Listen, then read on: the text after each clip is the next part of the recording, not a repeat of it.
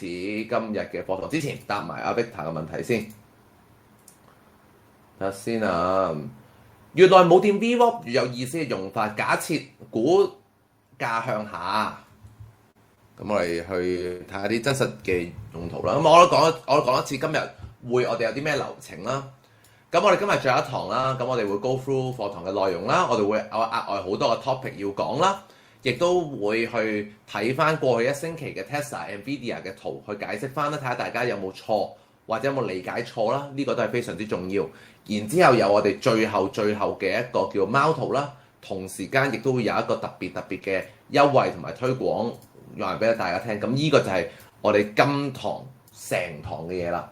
咁我答翻阿 Victor 問題先。越耐冇掂 VWAP 越有意思嘅關係，咁呢句當然冇錯啦。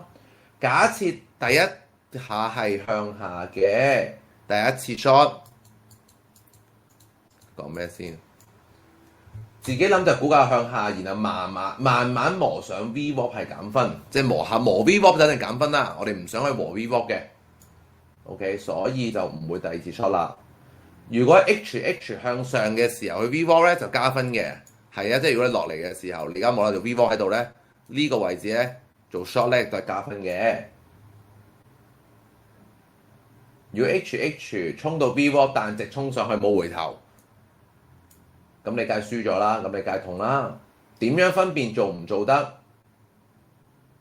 呢樣嘢冇一定嘅。呢樣嘢我覺得係有優勢有 edge 嘅，因為我經常會做嘅。但係你話喂，永遠你都會有一個你唔歡喜或者你唔開心嘅情況會發生。咁但係通常我問大家一樣嘢，如果個圖係咁樣嘅，我當係咁樣先啦。呢度我當係做 short 啦。我想問有一樣嘢，我哋有啲咩要留意㗎？呢個係個咩嘅 method 先？我想問，如果呢度做 short， 有冇大家多啊？睇下大家醒神未啊？呢個係咩嘅 method 嚟嘅？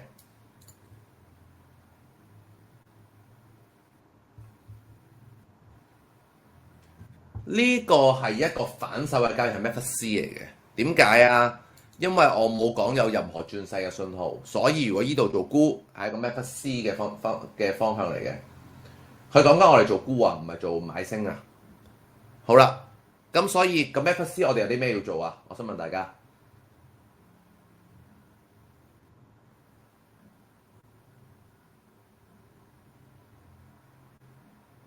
Method C 有啲咩需要做？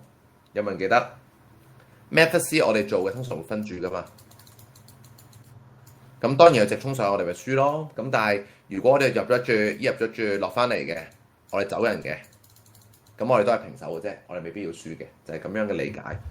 好啦，我哋一陣間會有好多嘅例子啦，咁我哋慢慢加入翻我哋嘅資料上面。咁啊，今日我哋大家最 focus 最期待嘅係講乜嘢咧？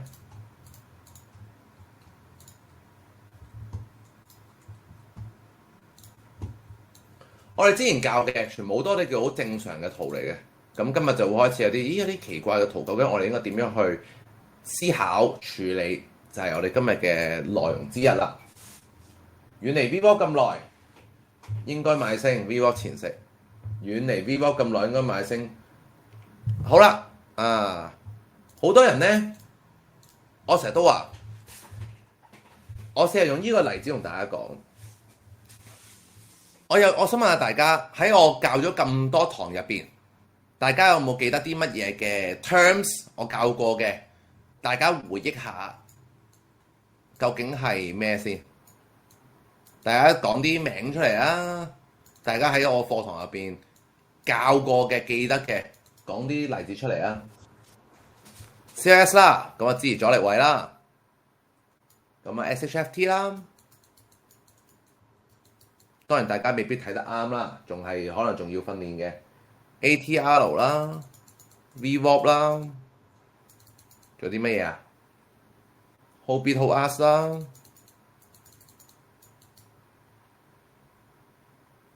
Wave 啦、強弱啦、支持阻力啦，七七八八㗎啦。大約我哋用咁多堂時間專注講咗咁多唔同嘅主題。可能有啲人話多，有啲人話少。好啦，呢啲係我教嘅嘢，Shiba 教嘅。而 Shiba 點解唔教多18樣啊？我想問下點解？你覺得點解我唔教多18樣係點樣？因為我揾唔到，或者我覺得另外18樣並不是好容易或者幫助到大家嘅嘢，或者我都冇咁有信心同你講話呢樣嘢好有優勢。呢樣嘢點解我淨係 focus 喺可能呢7樣嘢度，叫你認真學好呢7樣嘢已經好幫助好大啦。但係好多人就會問我有冇第8樣，有冇第9樣，有冇第10樣，或者你開始叫做學生自創啦，開始嚟了咯。學生就會用佢自己嘅理解開始創第8樣、第9樣、10樣、11樣、12樣、13樣。例如啱啱Lucky 夫婦就話遠離得 VWAP 越耐，係唔係應該要買升，然後 VWAP 食啊？我想問呢樣嘢，我有冇咁樣教過同你講啊？越遠離 VWAP 就會越傾翻向 VWAP 先。我有冇同大家講過呢樣嘢先？大家記得有冇先？有定冇？我講過類似嘅嘢係乜嘢啊？如果你做反手翻去 VWAP 度就要食啦。我講嘅係呢樣嘢，但係好多時大家亦都會開始有啲叫做自己直接啲叫做懶醒。你覺得我自己冇諗過呢樣嘢咩？Shiba 好多嘢都有諗過。我喺度每日炒，差唔多冇休息地炒足咗美股，炒足咗5年，日日坐喺度，我個腦就有諗緊，有啲乜嘢我見得到有幫助到嘅嘢呢？例如真係會唔會越遠離 VWAP，我去 long 完去反手望個 VWAP，好大機會贏呢？原來有啲市場叫單邊嘅喎，會輸到趴喺度嘅，所以我就唔教大家。而大家亦都好多時就會傾向作啲新嘢出嚟，將我教大家嘅嘢再重新用自己嘅方法再演繹，咁就瀨嘢啦。因為你要記得，我教你嘅係乜嘢，你自己自創嘅咩？我教你呢，就係我自己 verify 過，我 confirm， 我覺得咁樣教咁樣係有用途嘅。但係大家學生自己構思，自己腦入邊去試，或者諗，或者自己去度一條橋出嚟嘅，嗰啲係未經過任何嘅 confirm， 或者未經一啲我冇 confirm 先啦。你未經過確實你自己 verify 嘅，咁變咗嗰樣嘢，咪就係令到你輸嘅其中一個原因咯。當然啦，你話唔係嘅，我睇咗呢樣嘢。再用埋啦，覺得 work 嘅，咁你當然你要相信佢啦。但係我哋所有嘅 work 唔係講緊一次半次，係講緊長時間。例如，咦，我依6個月用呢個方法，我覺得都幫助到我喎，咁你咪用咯。但係你話唔係喎，依6日用呢個方法幫助到我喎，咁你咪即係呃緊自己咯。所以好多時你見到我呢個課程教大家嘅，除咗係真係實在乜嘢嘅技術、乜嘢嘅方法之外，我絕對都要教大家點樣去用我教大家嘅嘢。如果唔係嘅，大家就只會係偏離出去。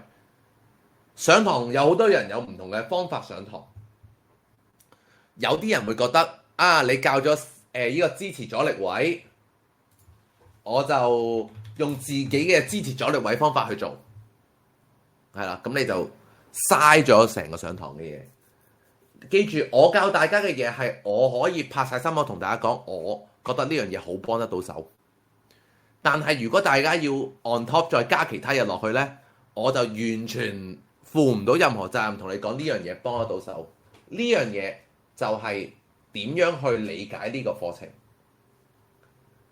咁一陣間我都會慢慢去再加深下大家有啲可能唔明白嘅，或者大家有困惑嘅，攞真實嘅圖表出到嚟去俾大家睇嘅。呢個就係一個更加實在嘅一樣嘢，因為真係啲真實圖表，我就攞上個禮拜去講啦。咁呢樣嘢冇得話馬後炮等等啦，係咪先？好啦，咁當然啦，今日我哋都會講唔同嘅額外嘅 topic 嘅。咁我哋而家整咗幾個先。好啦，第一個 topic 我哋會講 news。大家需要喺網站上面去知道今日有啲乜嘢嘅 news 將會發生嘅。而我哋嘅 news 咧，通常係講緊例如啲消息。咁通常咧，喺我哋嗰個搜尋度咧，通常我都會搜尋一樣叫財經日誌嘅，係啦，財經日誌。咁我哋揀翻啲叫做比較可能外國少少啦。咁我哋會搜尋咗之後咧，我哋要好重要地，我哋要篩選咧。首先最主要都係美國㗎啦，其他全部唔重要嘅。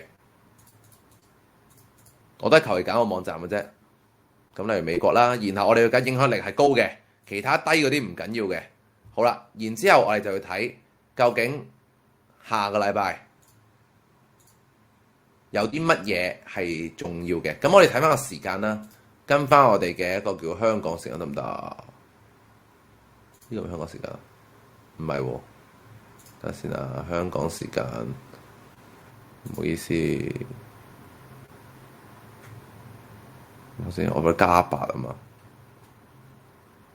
OK， 好啦，篩選翻啦，揾翻香港時間啦，要翻啲高嘅嘢啦，唔要啲其他嘢啦，係。就要美國同埋高嘅，咁我哋篩選咗出嚟之後咧，跟住就睇下個禮拜。好啦，然後我哋就會見得到有個例子啦。大家放大去睇下，呢個咧就係講緊下個禮拜究竟有啲乜嘢嘅時間係會有啲消息出嚟嘅。例如星期二嘅10點鐘，即係開市後半個鐘咧就會有消息出嚟。咁呢一個時間咧，個市咧就會喐喐。咁我哋通常都會建議大家咧喺消息之前嗰1秒鐘，希望大家唔好有任何持倉，因為佢嗰度錯一錯咧，會將我哋本來估計嘅嘢可能會扭轉，可能當然會向我方面好啦，但係都會向唔好嘅方面行嘅。咁我哋變咗個賭博，我哋就唔係幾喜歡啦。咁通常我都會建議吉咗去啦。咁我哋就會去睇住呢啲咁嘅時間啦。咁有啲咩依家咩美國 ADP 就業人數變化，咁每樣嘢都有意思的話咧，我哋會留意嘅。好啦，咁我哋要下一樣嘢要講嘅係乜嘢咧？如果我哋例如個 news 係10點鐘嘅，咁我哋會 expect 幾樣嘢嘅。第一樣嘢9點半至到10點鐘咧，如果市場等緊消息咧，係可能會比較磨少少嘅。然之後2200開始咧，我哋叫做行咧。我唔想同大家講話我哋重新去數個浪。我哋永遠個浪咧，我都會支持大家2130開始數嘅，開市嘅時候可以數嘅。但係我哋呢度可能開始行個2浪啊，等等都唔出奇嘅。我哋睇下佢有變化點樣行。好啦，但係有時個消息咧，可能係半夜2點鐘喎。例如個利息，咁我哋都 expect 咧喺2130至到0200咧，係會比較行得慢啲嘅。係啦，然後佢就會留咗某啲力喺2點後，但係2點後我哋應該太晏啦，我哋都唔係幾 prefer 做啦，所以我哋應該會盡量都係會唔做嘅。所以呢個消息我哋點樣去用呢？我哋就會知道佢可能分咗個臨界點，例如2130去到0200咧，就可能係一個好完整嘅週期啦。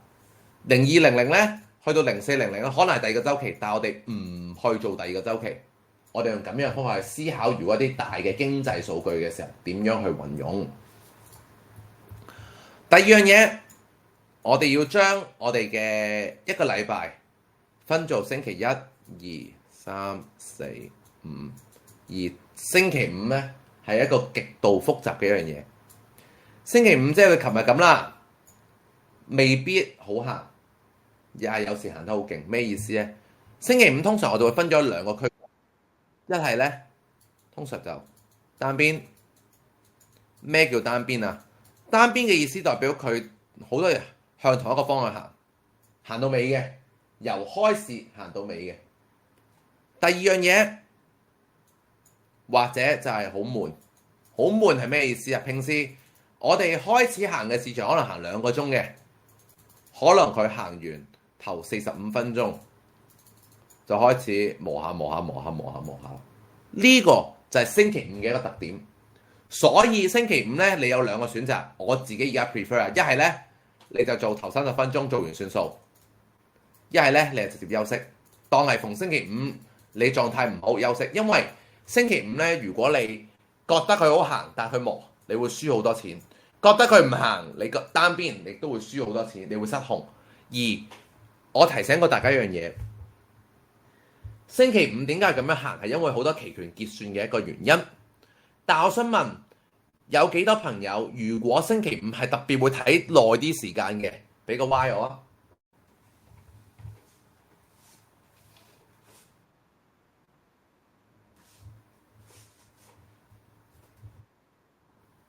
呢個就係點解大家星期五好多時或者會容易有危險嘅原因，就係咁解啦。因為星期五我哋夜晚喎，得閒啲喎，平時有炒2個鐘，今日有炒夠5個鐘，嗰3個鐘點行係有佢嘅 pattern， 不過你唔識，咁你咪輸咯。輸完撈底啦，咩忽斯撈底，撈完底行單邊市，大件事，一日輸咗2個禮拜1個月嘅 profit， 好正常啊。星期六唔使返工，呢個亦都係一個原因，點解星期五大家會更加難炒嘅一個原因。未瞓好中意睇住個市噶嘛，即係等於你而家去咗澳門，你而家今日本來嚟公幹嘅，就瞓喺賭場喺酒店度，半夜夜闌人靜12點零鐘冇嘢做嘅時候，落去賭翻2手咯，咪就係咁嘅原因咯。咁呢樣嘢就變成星期五大家真係要 mark 低佢係一個好危險嘅日子嚟嘅，呢個亦都係其中一個 concept。好啦，我哋再講一講，再講一講一日究竟有啲乜嘢時間我哋係需要去 mark 低或者特別留意嘅咧。首先啦，一個市場嚟講，好多時我哋會喺16點正嘅時候，我哋會開始個 pre-market 啦，即係個盤前時間啦。呢個嘅盤前時間係去到2130嘅，而呢個盤前時間好多時我哋會叫做亞洲時間，因為好多美國人喺嗰段時間都未可以做交易嘅，或者佢哋用開交易所都冇得做交易嘅。好多時大約去到8點鐘嘅時候，佢哋就開始醒神，開始喐啦個市。咁呢個就係盤前我哋要留意嘅時間。另一方面啊，咁去到2100嘅時候咧，特別喐得再勁啲嘅。另一方面，我哋開市嘅時間2130，我哋有啲咩時間我哋需要去理會呢？以我哋嘅方法上面嚟講，第一樣嘢我想問，如果你有幾多朋友你頭15分鐘會做嘅，俾個1字；頭15分鐘唔會做嘅，俾個2字我。咁啊，分咗2類人先啦。有人會做嘅，有人唔會做嘅。頭15分鐘係好錯嘅時間嚟嘅，即係佢嘅上升與下跌未必係終歸上升與下跌。我哋最緊要搜尋嘅係有冇大嘅陽或者大嘅陰。簡單嚟講，你揾下有冇 S 啦。千祈唔好買咗件貨，諗住自己贏緊錢就擺喺度冇問題。嗰段時間可以拗晒腰嘅，知唔知道？然之後，當我哋洞察好嘅時候，我哋就大約有2小時嘅活躍時間去做我哋嘅浪啦。大約去到1個週期完結，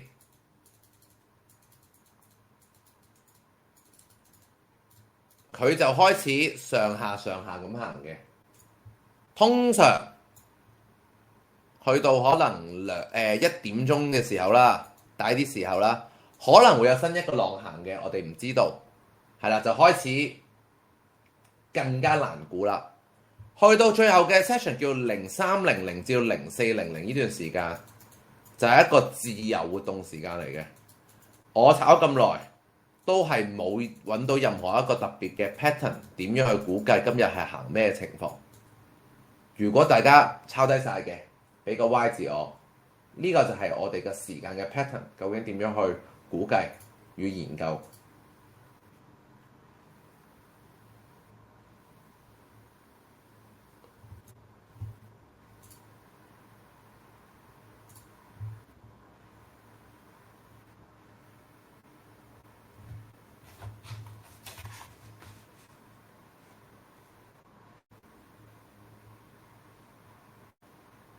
我想再補充多一個關於 T 嘅嘢。而家我哋嘅 T 咧，通常我哋都會喺高位啦，或者我哋喺低位上面揾到個 T 啦。但有樣嘢 T 我哋需要好留意嘅一個例子係咩啫？如果今日個市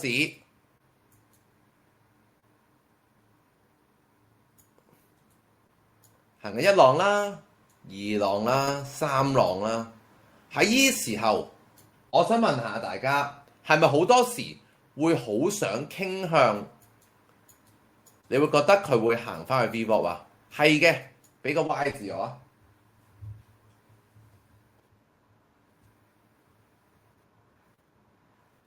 呢個係一個盲點嚟嘅，你想啫，但係你好需要有客觀嘅資料去判斷。個重點我哋有判斷嘅模式就係究竟佢有冇一個靚 T。我喺度同大家補充多一樣嘢，大家記住抄低佢。如果一個好靚嘅週期行嘅時候，你見唔到一個靚 T，絕對唔好相信佢見底。個週期越靚，個浪越靚，個 T 就會越靚嘅。如果你揾唔到，你就唔好覺得佢有機會見底啦。呢樣嘢係最多人輸錢嘅一樣嘢。而我哋最後講一個額外嘅 topic，叫燈掣啊！大家去攞個圖嚟研究下嘅時候，我攞個圖同大家講下先。呢個係一個我自己比較揾得出嚟，我覺得比較有意思嘅樣嘢，去估一個方向嘅一樣嘢。我當係我哋而家揾咗隻 Tesla 啦。首先，我哋要了解佢嗰個圖表運作嘅模式先。好 ，Tesla， 我要問大家一樣嘢啦。今日嘅收市價喺邊度啊？263.55，抄低佢先。263.55。咁我哋如果星期一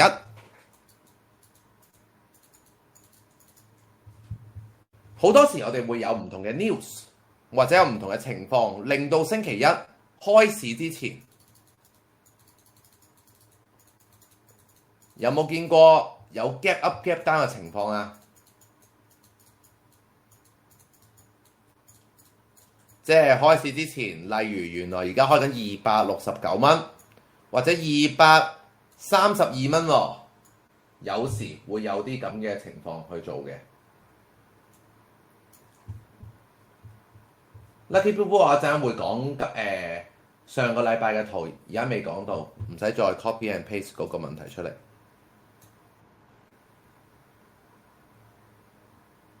我哋有時可能會喺盤前嘅時間，可能會升7%，或者可能會跌10%。好多時會產生啲咁樣嘅圖表出嚟，令到我哋，我哋唔知點樣做喎，我哋唔知佢傾向邊一邊喎。好多時喺唔同嘅圖表會嘅，但係當中啦，有啲可能講緊加4%、減4%咁樣唔出奇啦。而我哋要留意一樣嘢嘅，如果佢大約個範圍大約喺超過3%，但係又未去到大約6%左右，呢一個範圍呢，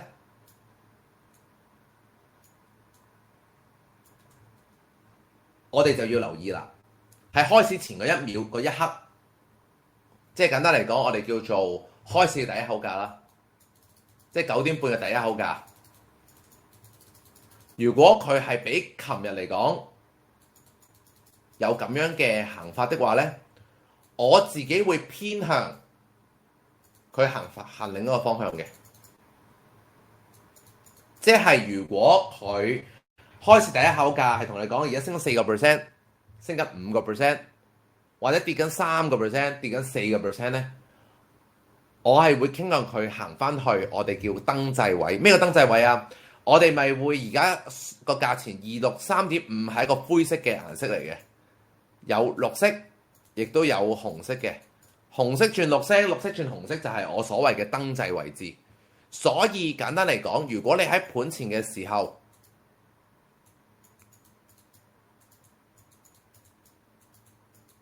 政府啲範圍呢，我覺得係會有個傾向性去翻中間0% 嘅上落嘅，呢個叫做轉燈位。OK，呢個就係我自己通常我見得到有大嘅波幅嘅時候，我會有一個傾向性去估計。而呢個傾向性估計，我覺得會有少少優勢嘅，唔會好多，但係會少少優勢。咁例如啦，即係咩意思咧？例如你今日本來開緊5% 嘅，然後我就 assume 睇會唔會開始出陰燭，磨下2浪3浪，最後冇升跌咯。呢個就係我通常成日去估計，或者特別會留意嘅啲嘢。點解你話升7%啊、10%嗰啲唔會呢？係因為佢已經離開咗個範圍好遠好遠好遠好遠啦，成個市場都俾佢喐晒啦，咁嘅原因啦。好啦，咁我哋又講咗半個鐘嘅額外 topic 啦，咁我哋開始今日嘅最主要嘅課題，亦都好主要，今日好 focus 嘅大家，請你注意心態嘅情況。其實喺課程入邊，乜嘢叫做混合拳呢？混合拳其實就係講緊將我哋所有我教過俾大家嘅嘢，將佢混合成為一套武功。因為我哋所有嘅武功並不是獨立運作的，我所教嘅大家嘢，正路嚟講係冇矛盾嘅，當中啲內容係可以加埋晒一齊去用，而成為一套武功。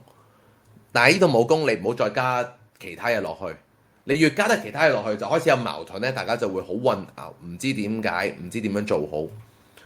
首先記唔記得我哋第一樣嘢我哋要做乜嘢啊？我哋首先要做咗功課先，將支持咗你位嘅位置畫好咗出嚟。呢樣嘢係會幫助到我哋即日嘅時候見到5分鐘圖嘅時候嘅判斷。例如當我哋見到有咁樣嘅圖嘅時候，我哋開始嘅時候梗係唔知啦，咁我哋會逐 part 逐 part 去消化及留意嘅。第一樣嘢，我哋開市嘅時候我哋有啲咩需要睇啊？我哋需要睇乜嘢叫強弱。好啦，咁我仲有短嘅時間去解釋乜嘢叫強弱啦。我哋喺強弱嘅時候，我最主要俾大家嘅，我會係用咁樣嘅位置操作啦。咁我 send 一 send 俾大家，咁大家用翻一個咁樣嘅圖表嚟 set 你嘅界面。呢個界面叫做一個指數加2個股票。哎呀，呢個係 NVIDIA。好啦，記住啊，大家如果聽得清楚嘅話，一陣俾個 Y 字我。我哋嘅指數，我哋會使用一個 NQMing 嘅一個叫做指數嘅期貨，納斯達指數期貨。如果大家用得啱嘅，俾個 Y 字我。有啲人會撳咗 NQ， 有啲人會撳咗 QQQ， 有啲人撳咗 TQQ， 係咪啊？記住，我哋淨係用一樣嘢叫做 NQMing 去對比我哋嘅科技嘅股嘅指數。然之後，我哋會隔離有2隻股票，一隻 Tesla， 一隻 NVIDIA。我哋會睇下近排邊隻啱你炒多啲，邊隻啱你炒多啲而去炒佢。例如最近我 focus 喺 Tesla， 有冇朋友 focus 喺 NVIDIA 咧？可能有，睇下自己邊隻啱自己嘅節奏，揾到佢嘅 pattern， 邊隻就係你嘅朋友。我哋要同佢哋做朋友。然之後見唔見得到我喺 NQ 嗰度開咗1分鐘圖，見到嘅俾個 Y 字我。每一 part 都要好緊記。唔錯得嘅，每一樣嘢都。點解我開1分鐘圖嘅原因係因為佢每一支行緊嘅時候，例如我會對照咗啲乜嘢啊？我望住隻股票，望住隻 NQ， 如果佢下一支行嗰啲陽燭，你隻股票係唔係應該行咗少少升翻上去出針陽燭或者反彈？係唔係？係嘅，俾個 Y 字我。如果喺呢段時間你嗰隻嘢冇反應嘅，其實就已經係有少少弱。如果佢唔專登唔升上去嘅嗰支5分鐘圖，咁我就會覺得，咦，有啲奇怪喎。我就會喺度 mark 咗個記號，喂，有啲古怪，睇下係咪有啲咩問題先，係咪弱啊？我就會問下自己，佢係唔係弱啦？哇！再行多支，我隻嘢，咦？點解冇喐過嘅？咁就又提醒你，真係弱喎。咁你就小心啲啦。如果你做緊升嘅，可能我就投降啦。如果可能做緊跌嘅，咁我就賺多條命翻嚟，覺得咦更加有機會贏啦。除非有時候喂唔係哇，點解弱下彈咗上去嘅咁樣？個原因係因為佢可能個市場真係升得太多啦，多到成個圖本來唔想升嘅，大戶都唔想升嘅，最後升咗上去都唔出奇嘅。呢樣嘢點解唔出奇啊？因為我哋做嘅最主要係有優勢，而唔係必定贏。呢個就係我哋嘅邏輯。所以點解我哋會睇1分鐘、1分鐘、慢慢1分鐘咁樣睇？而其實我唔係睇1分鐘，我係每秒每秒咁樣思考緊，究竟佢同我哋個大圖、同我哋個股票圖有啲咩關係？理解到嘅，俾個 Y 字我。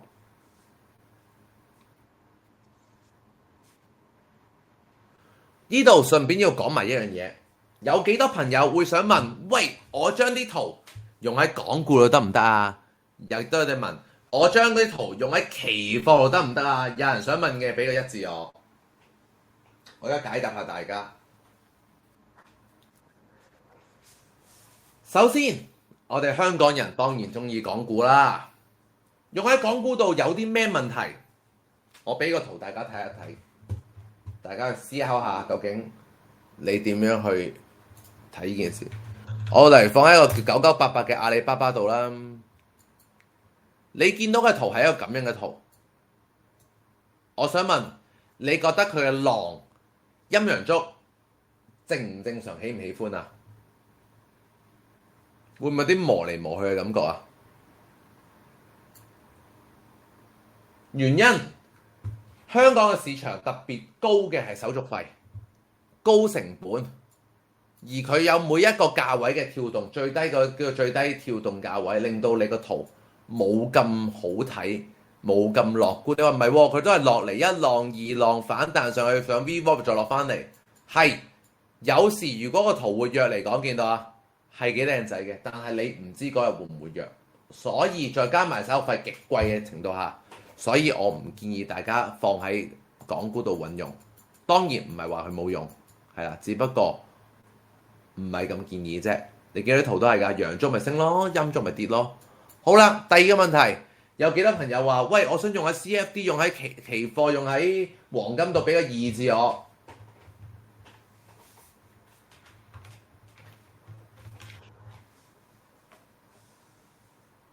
究竟我哋會差咗啲乜嘢呢？欠缺咗啲乜嘢呢？大家見唔見到我啱啱講強弱嘅時候，我攞個指數對比個 Tesla 嘅強弱，佢令到我哋多咗一個好好嘅優勢，知道今日可能買跌嗰邊好啲定買升嗰邊好啲。期貨有冇呢？期貨冇，因為期貨自己就係最主要嘅市場，我哋叫 Layer One， 股票就係第二個市場叫 Layer Two。咁我哋可以用 Layer One 去對比 Layer Two， 我哋就會賺咗多啲優勢，而呢個優勢係非常之重要。如果你冇咗呢個優勢嘅話呢，你嘅炒嘅成功率咁咪又低咗咯，咁咪無謂咯。咁所以點解我咁耐以嚟，我去咗美股就翻唔到轉頭嘅一個原因就係咁解啦。咁明白嘅俾個 Y 字我啦。咁呢個就係我想去表達嘅點解我會用炒喺美股上面多啲。咁我想問下你 crypto 你又對比啲乜嘢呢？因為隻 crypto 都係期貨，一個24小時運作嘅期貨，冇嘢對比，冇開市日子，冇固定儲咗一個力量去行，就係做唔到咯。係啦，咁所以變相 Bitcoin 係你大佬，但係唔代表啲 altcoin 會跟住佢行，呢樣嘢係一個錯誤嘅誤解。咁所以變成我哋成個圖嘅強弱就會係咁樣運用，係啦。然之後我哋喺頭每一秒鐘開市嘅時候嘅每一秒鐘，我哋會思考究竟隻嘢強唔強、弱唔弱、強唔強、弱唔弱，不斷去問自己，究竟而家行緊呢個位置強定弱，強唔強、弱唔弱，成個交易嘅狀態會差好遠。好啦，我哋不如試下 put 一個 example 啊。如果我哋而家今日喺呢個位置係強嘅，咁我哋嘅交易嘅狀態會係點樣呢？我哋不如試一試咯，我都未試過咁樣試過。超大單我對我嚟講冇意思，除非你自己揾到一個好特別嘅一個因由，係啦，自己解釋到俾自己。所有我冇教嘅，你當住全部冇意思得噶啦。好，如果我哋今日個 Tesla 係強嘅，開市嘅時候係強嘅，at this moment 係強啊！呢個時候，因為佢會變嘅，係啦，佢有機會變嘅，變你咪再問下自己係唔係咯。如果大家 mark 低佢啊，如果佢係強弱換咗一次嘅。再換嘅，換3次嘅我都 accept 得到。如果再換嘅，咁嗰日我就唔做啦，因為只要換得越多嘅話，磨嘅機會越大。佢換咗3次，我都仲係接受得到。換得太多，我就會唔炒，亦擔心佢橫行啦。好啦，如果而家係強嘅，第一支大家見到係乜嘢啊？即係普通嘅十字星，冇乜特別。陽燭、陰燭，好啦，呢度其實都會有少少奇怪啦。點解升咗上去之後，佢會即刻出咗一個 T 落嚟呢？如果個市係強嘅，呢個圖我有機會偏向睇下有冇機會再買，睇下情況。但係如果我同大家講呢個係弱，咁會點呢？呢個弱我就會極度 believe 呢個 T 係見咗頂，然後傾向睇下有冇操作向下做咯。所以強弱嚟講係好關係嘅，好關係嘅。如果短時間變得太多次，頭15分鐘唔計啊，頭15分鐘嘅強弱係好飄忽嘅。但係如果喺度呢啲時候都喺度變化啲強弱呢，變得好緊要呢，嗰日就奇奇怪怪㗎啦。咁我就唔會特別做㗎啦。好，然之後我哋再消化咯。如果我哋而家個圖係弱嘅話，呢度出現咗個 T， 咁呢個 T 嘅話，呢度係唔係已經形成咗一個 S 嘅一個一浪啊？大家兩個 S 啦，然後行個 HH 啦，咁即係其實大家今日見到而家嘅一浪係喺呢個位置。而當然啦，我希望個市場仲係 keep 住 Tesla 嘅對比係弱嘅，咁我就會喺 short 嗰邊更加有優勢啦。OK？ 然之後我會等待嘅，你可以等待兩個位置，一你可以等待 VWAP 先做沽，因為我哋要平啊嘛，記唔記得啊？或者調翻轉，你話唔係嘅，我覺得佢真係好弱啦，彈唔起上嚟啦。乜嘢？有冇人理解咩叫彈唔起上嚟啊？即係如果個市場不斷升咗上嚟，但係佢出現咁樣嘅圖，咁我就會喺度沽佢啦。所以大市行緊乜嘢強弱嚟講係關事嘅。沽佢呢個用咩啊？個 F 嘅 Method B 嘅操作。彈翻上嚟，未止蝕呢啲位置做止蝕，呢啲位置穿底，讀 HH 食糊，咁所以我哋最主要嘅機會大約會喺邊度啊？你一係可能喺呢啲位置去沽啦，我呢啲位置啦，或者可能反彈上嚟平啲嘅時候，呢啲位置做沽啦，因為都 confirm 咗嘛，呢支係 confirm 嘅一支燭嚟噶嘛。跟住你嘅食糊喺邊度啊？大家？我想問你會喺第一支、第二支定第三支？記住啊，同我提醒一樣嘢，如果你想話呢支係 H 嘅話，請你盡量呢支 H 唔該你穿一穿底先話 H。當然啦，唔代表你唔可以食糊嘅。但係如果你真係話 H 嘅話，最好穿一穿底。咁我依啲我都會好多時都會當 H 嘅。咁我最主要我只食糊嘅位置，見唔見到呢度個阻力位啊？咁我就會驚呢個位置會出針啦。咁我大約可能為呢啲位置食糊。OK， 咁我就會食咗一個咁樣嘅或者咁樣嘅一個機會啦。好啦，行咗呢個一浪咯，二浪咯，三個 H 咯，咁我哋要留意啲乜嘢啊？我哋要留意下佢有冇 T 啦。呢個 T 靚唔靚？我想問大家，10分入邊俾幾多分嘅 T 佢？10分入邊呢個 T 我大約有9分㗎啦，即係呢個好靚嘅 T 嚟嘅。咁啊，一浪出咗個2T，睇一睇波幅夠唔夠咯，睇一睇佢如何咯。咦，佢可能夠喎，啱啱又穿咗啲整數位咯喎。咁做唔做升啊？我想問大家，甜品我唔做啦，咁睇睇波幅睇下點樣咯。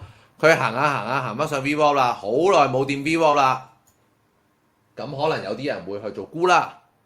你會唔會做沽啊？我想問你，有幾人做沽嘅？俾個 Y 我，唔會嘅俾個 N 我，up to you 嘅啫。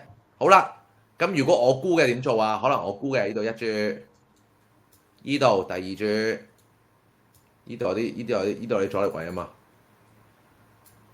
好啦，可能呢啲位止蝕，然之後落翻嚟呢啲 VWAP 走啦，俾你走佬就走啦，係啦 ，OK， 咁我就可能走舐咗少少或者冇乜贏輸，咁我又 cancel 呢條 trade 咯，條 trade 又做完咯喎，好啦，然之後哇佢升上去喎，升到去邊個位置啊？啱啱好升到呢個支持阻力線咯喎，升到 CS 位咯喎。咁你話呢個位置我哋會唔會做到任何交易啊？會唔會呢度係第二個浪啊？唔理會，唔諗，純粹我哋喺我哋嘅能力上，我哋可能估得到，咦，佢可能會對呢個位停喎。呢個係可以幫助到我哋估計一樣嘢，但唔代表佢可以幫助到你賺錢，唔代表我哋有操作。成個圖我哋咁樣行落去嘅時候，我哋就要咁樣消化。乜嘢好重要啊？我哋個腦點解我哋要不斷望個圖啊？我哋要不斷了解呢 part嘅強弱，我想問下喺呢個圖入邊，會唔會喺呢個圖入邊無啦啦轉咗強嘅咧？有冇可能？我想問大家，梗係有啦。一路上嚟，可能每一招同你講強嘅時候，會唔會令到你唔想沽啊？會噶。會唔會強到嚟呢度，見到 VWAP 之後，呢度轉弱啊？梗係會啦。係呢樣嘢係會有機會發生嘅。所以強弱係一個非常非常重要嘅比較，可能個市不斷喺呢個時候係咁升上去，但佢唔升，咁你咪知道佢可能去到啲位置夠噶啦，行完噶啦，停頓噶啦，你會估得到咯。For example， 如果你跌緊呢度落去嘅時候，你諗緊會唔會見底，無啦啦喺度轉強，有反彈，有力量，咁你咪估得到，咦，今日好似唔好再做沽咯喎。完咯喎，所以大家必須勤力認真面對。我想問下，如果你淨係睇手機，你有冇能力睇到強弱啊？我想問，有定冇？如果淨係睇手機做交易，你輕視佢，你唔理佢，所以大家如果問我可唔可以用手機做交易，我會話你除非好似我咁。手腳又得咁快，可能攞兩部 iPhone 去睇住兩個圖。如果唔係嘅，唔好咯，唔得咯，係啦，你要倒緊運咯。好啦，呢個圖 O 唔 OK？大家覺得呢個圖，如果你真係市場行嘅時候，你覺得你自己有啲咩問題？而家嘗試喺呢度諗一諗，俾1分鐘時間大家諗諗，有問題嘅打出嚟。如果唔係嘅，你覺得呢個圖？你自己會唔會有機會贏到錢呢？呢個亦都係問自己一個問題。呢個圖係一個好正常嘅一個圖嚟嘅，不斷用強弱，不斷思考，幫助你去揾到短時間嘅優勢去做交易。如果再深啲嘅，如果佢呢度出咗支針，然後呢度行弱嘅。呢啲位置可能沽一陣落去㗎啦，已經。呢個就係你衍生出到嚟，當你有足夠嘅能力、足夠嘅 idea 嘅時候，你可以偷雞舐到啲乜嘢。所以我同大家講，記唔記得同大家講話，一日3個交易好啦。如果你係做一個交易，跟住可能呢度第二個交易，你做2個啦。話多唔多，話少唔少，可能你贏咗1%。咁有乜嘢嘅情況可能我可以贏得多過你啊？就係因為我可以睇到更加微細嘅嘢，可能我呢度沽咗，呢度食咗，可能我呢度沽咗，呢度食咗。當然啦，我唔係好中意，我唔做 Method A 嘅，我唔中意做 Method A 嘅。咁可能我呢度沽咗，呢度食咗，唔係代表我呢度會 long 啊，唔關事嘅呢啲。但係我就可能有辦法喺再微細啲嘅地方做到啲交易，去令到可能我有1.5% 叻過你少少一個狀況。如果你話我要點樣做到，可能講緊再勁啲嘅 percent， 時間單得㗎啦。我覺得唔需要限價單，時間單得㗎啦。呢個就係點樣去做到一個月我哋 aim 10至20% 嘅一個方法。呢個複利式回報已經好大。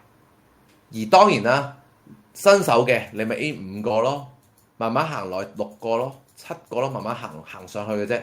呢個係講緊你有幾多累積嘅經驗去思考及選擇。好啦，下個圖咯。呢個圖又如何呢？我哋又逐個睇到。呢度大家見唔見到兩個 S 喺度啊？見到兩個 S 呢，我哋成個圖表呢就好似可以發展一個好靚嘅一浪二浪向下咯喎，係咪？但係同時間大家要留意嘅時候，留意下呢一個840去到呢個叫做800嘅時候，大家有冇留意得到穿埋800嘅大位 CLS 及整數位啦？我想問喺呢段時間行咗幾多個 percent 隻股票？有冇答到我？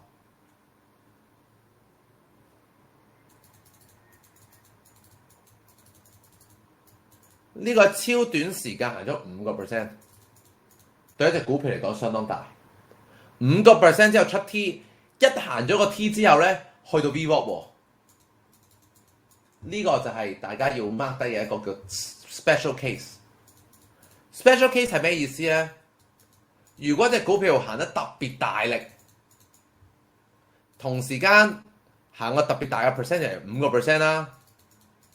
然後你見到咧，佢一反彈嘅時候咧，已經去到 VWAP 啦。平時我哋啲反彈係咁樣，個 VWAP 可能喺度嘅啫嘛。有冇留意個 VWAP 咧低咗好多啊？一嚟彈一下就到啦，第一兩支就到啦。呢啲可能行咗4、5、6支，呢啲咁樣嘅圖表變成佢有機會一浪行晒。所以大家 mark 低呢一頁叫一浪行晒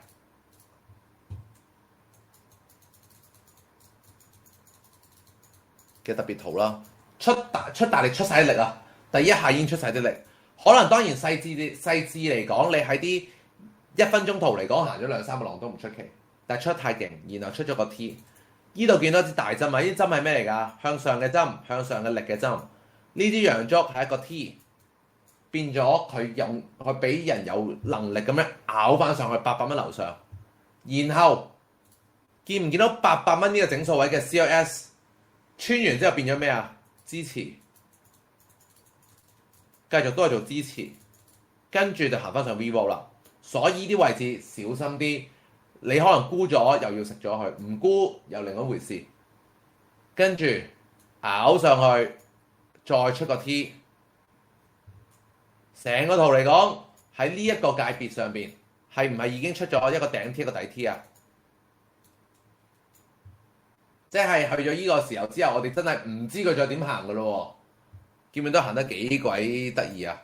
而你去到呢啲位置嘅時候，只能見到嘅就係你 CLS 幫你手嘅嘢，係啦，冇其他 information 噶啦。咁呢啲叫真係嘅圖表上真係會行過龍啊等等嘅原因喺度。你幻想下，如果你喺呢度做過 VWAP 贏咗，但係如果你唔食，有幾多人？你覺得你會喺呢度做咗個沽啊？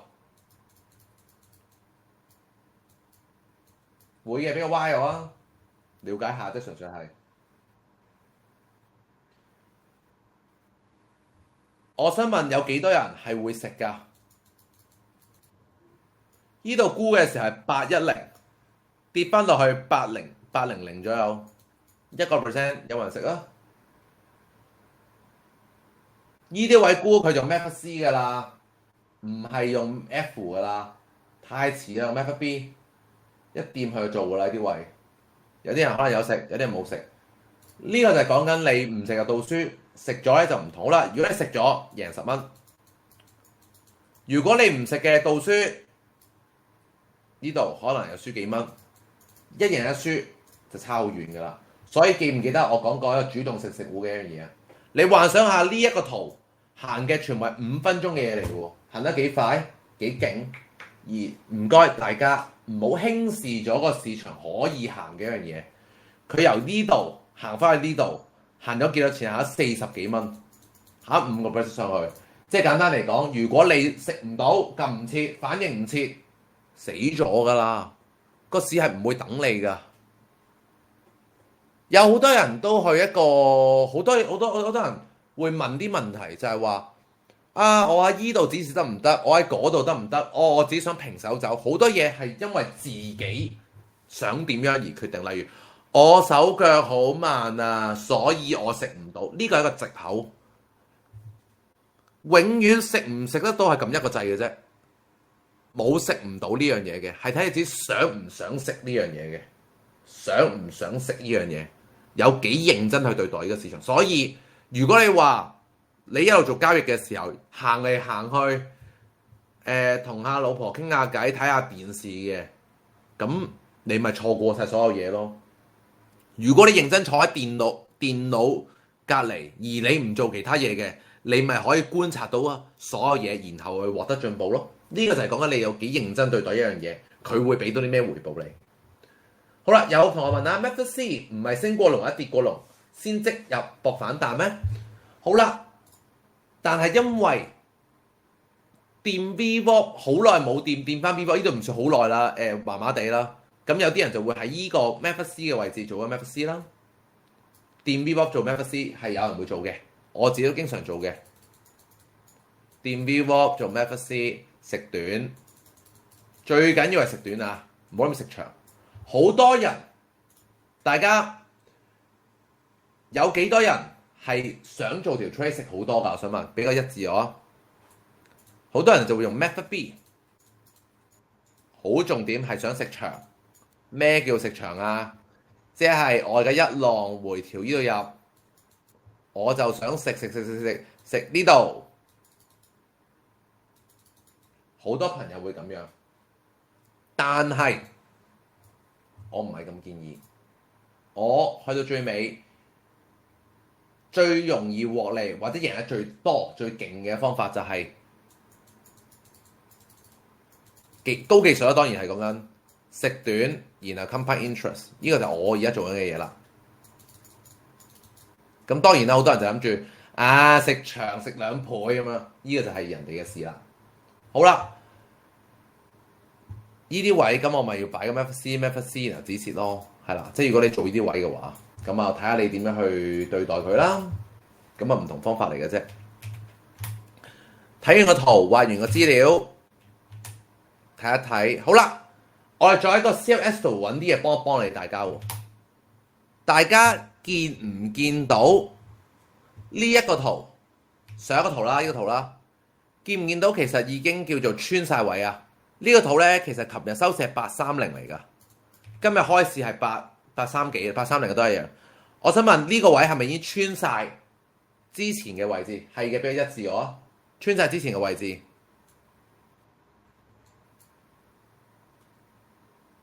咁所以佢就會行得比較勁啦，就好似啲圖咁樣啦，行得比較勁啦。咁如果調翻轉啲圖咧，而家喺呢個見唔見到啊？呢個係咩啊？喺一個 inside range 度。咁我就未必會 expect 佢行得好誇張啦。咁如果佢行穿咗呢個236蚊嘅話，佢咪有機會再行落去咯。咁所以你咪要知道呢度係有個特別嘅支持阻力位，呢個阻力位係非常之重要嘅，係一個236蚊一個近期嘅新低咯。呢個就喺大圖度你可以了解到出嚟嘅嘢嚟嘅。咁你見到呢個圖一開始呢個唔係一個 S， 因為個針太長。咁但係你見到呢度呢3支配合咗出嚟，係咪一個好靚嘅一浪嘅 S 啊 ？OK， 你唔使同大戶講話呢個 S 係點樣表達出嚟，總之你知道呢個係一個好大嘅力量。OK，very good。反彈呢個係 T 上翻嚟 VWAP 出現咗個 B， 好啦，大家要思考下咯喎，呢度有一 T， 呢度有一個 VWAP 嘅 Method B 或者 Method C 都得。有幾多人會做 short 嘅？俾個1字我。有幾多人唔做嘅？俾個2字我。1係做啊，2係唔做。個重點喺邊度啊？個重點嘅思考係你覺得呢個力量有冇俾呢一個反彈個 T 頂住咗？你可以話有，你可以話冇，呢樣嘢我都唔會答得到你一定係點樣，我答你唔到。但係呢個位置係幾靚嘅，又 CLS 又 VWAP 又 Method B 咁樣，咁佢拱翻落嚟嘅時候，當你破壞咗嘅時候，咁你咪行咗二浪去下一個 CLS 咯。所以記唔記得我講過 CLS 係有一個吸引力喺度㗎？呢個 CLS 就行咗呢個 CLS 度啦。咁加埋啲 H，咁啊我唔知你邊度食啦。然之後穿咗位，咁就下一回事啦。好啦，見唔見到穿完落嚟行翻足夠嘅浪？有冇 T 啊？少少啦 ，T 問號啦，唔一定係 T 啦。行翻上嚟，行翻上嚟呢度。VWAP Method C 見唔見到又係有一個好靚嘅 VWAP 嘅位置？呢個 VWAP 位置唔係成日講話我哋開倉做 Method C、Method B， 個重點係咩啊？反彈係咪 VWAP 掉食唔食正傻仔啊？咪就係啲咁嘅圖咯，然之後再行過咯，然之後一個好細嘅 T 仔 T 問號仔，然後就開始行完啦。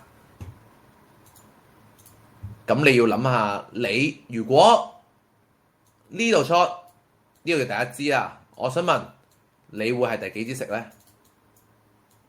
跟住我同你講，我會第幾支食啦，好冇？如果呢度做咗個 short 啦，你會第幾支食？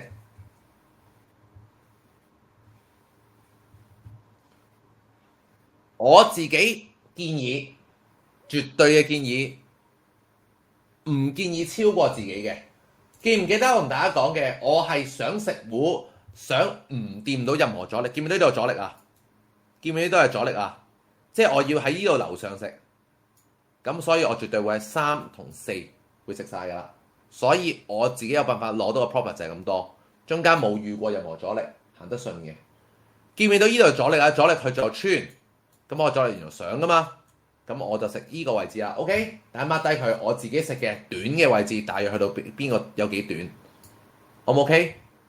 好啦，咁例如果我沽咗嘅話，我喺呢度已經會食大量㗎啦，因為呢度見到阻力啊，我唔想住到阻力，留翻少少食埋，咁我就會係咁樣去分住食咗佢啦，好唔 OK？咁我想問下，去到呢度仲沽唔沽好啊？唔沽，因為呢個係第二次嘅 VWAP 唔做啦。呢個我都尚算叫第一次，因為佢好耐之後去經翻去，但係呢個係所謂嘅真係叫第一次啦。咁但係呢個好近嘅時候，我唔係好想計佢嘅。但係最主要我計嘅就係呢一次啦。OK，成個模式就係咁樣理解。當你加埋強弱入邊嚟講，係咪更加好用啊？如果依個圖嚟講，呢個時候隻 Tesla 係極弱嘅，咁我覺得呢度都穿硬噶啦。呢個就係當你知道強弱嘅時候，你會估計到呢個 T 用唔用得到去嘅一個情況，所以變成當你有更加多 information 嘅時候，你就更加可以知道佢嘅強弱係點樣幫得到你。O 唔 OK？ 好，而家放個 break 先，然後翻嚟再講，大家消化下啱啱嘅嘢，睇下有冇其他嘢問。